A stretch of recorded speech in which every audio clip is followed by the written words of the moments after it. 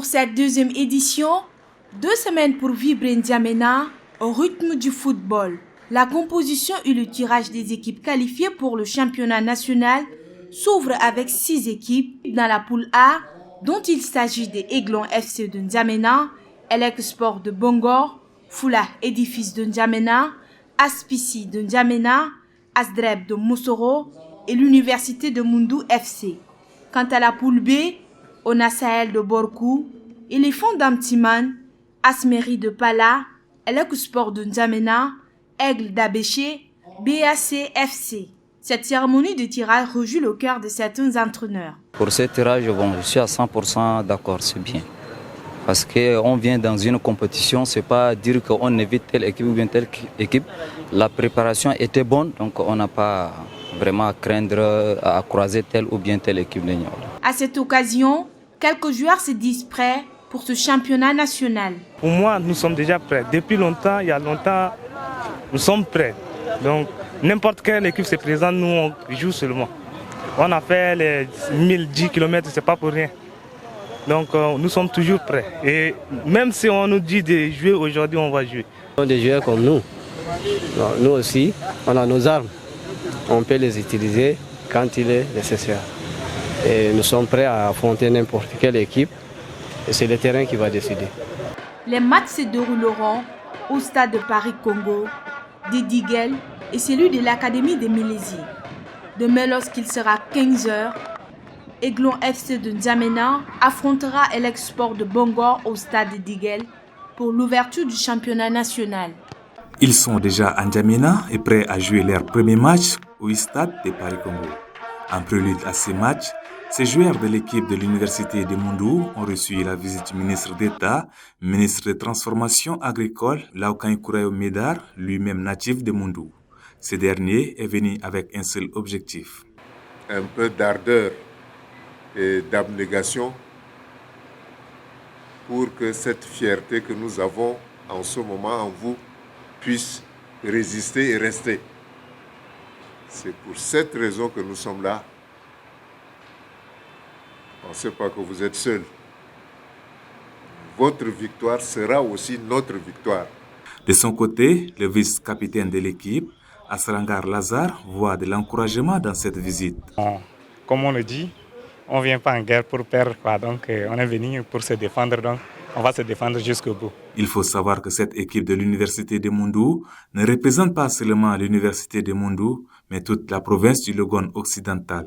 D'après le tirage fait cet après-midi, elle jouera son premier match le 13 juillet contre Asdreb de Moussoro. Le 11 juillet marque la journée africaine de lutte contre la corruption. Afin de commémorer cette date, Amnesty International a dans un rapport publié ce jour pointé du doigt la culture d'impunité et d'abus du pouvoir qui, pour elle, favorise les pratiques malhonnêtes dans plusieurs pays où la corruption prospère. Les États d'Afrique de l'Ouest et du Centre doivent cesser de persécuter les défenseurs de droits humains qui dénoncent la corruption, les pots de vin, les abus de pouvoir et prendre plutôt des mesures concrètes et efficaces pour les protéger et les soutenir, lance Amnesty International. Une réaction que partagent ce défenseur de droits de l'homme. Nous avions beaucoup à faire pour lutter contre la corruption parce que c'est ancré dans le système de vie de nos concitoyens et ça demande la main des uns et des autres pour pouvoir combattre amplement cette question de la corruption dans notre pays. Parce que sans cela, nous ne pourrions pas. C'est une question qui demande la prise de conscience de chacun de nous pour faire avancer les choses au niveau de l'administration publique aujourd'hui. Il faut glisser des enveloppes, même au niveau de l'hôpital, même au niveau de l'école. Alors la corruption, faire un état de lieu, la corruption, franchement, dans notre pays, c'est un mal qui gangrène notre société tchadienne actuelle. Selon le baromètre 2022 de Transparency International sur l'indice de perception de la corruption dans le monde, publié le 31 janvier 2023, le Tchad a un score de 19 sur 100 et occupe 167e rang sur 180 pays évalués.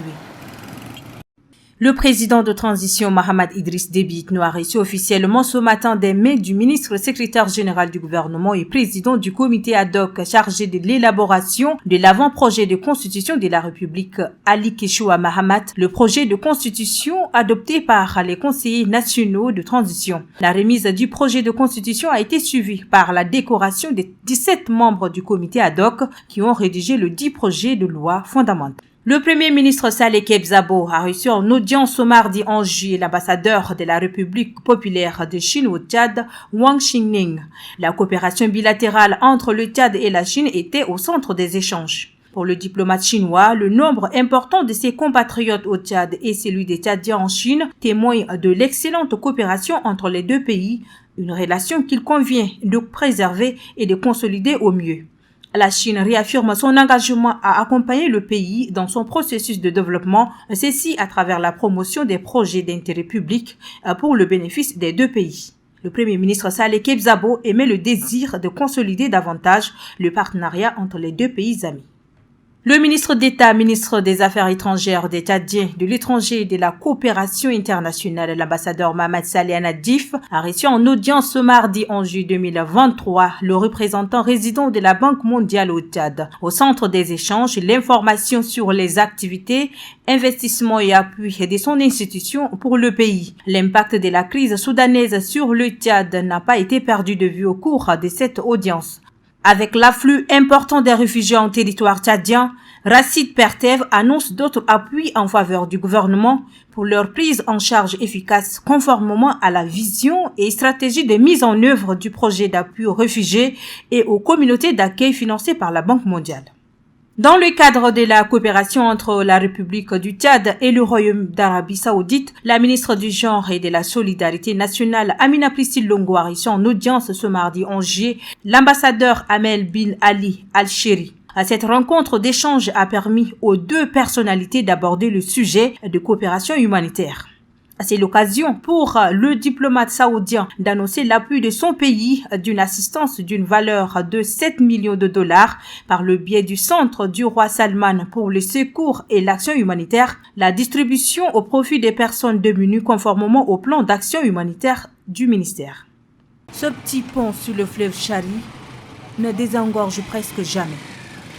Du matin au soir, les motocyclistes font des mains et pieds la traversée. Et pour y parvenir, il faut s'armer du courage, de la patience.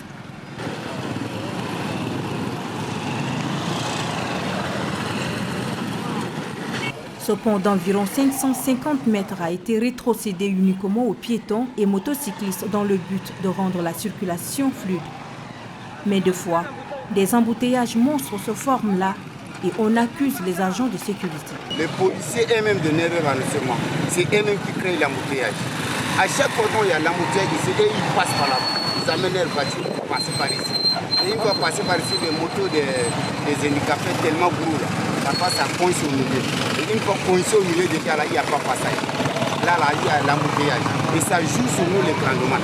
Le pont de Chagua dessert la zone sud de N'Djamena, une partie de la capitale qui compte de milliers d'habitants.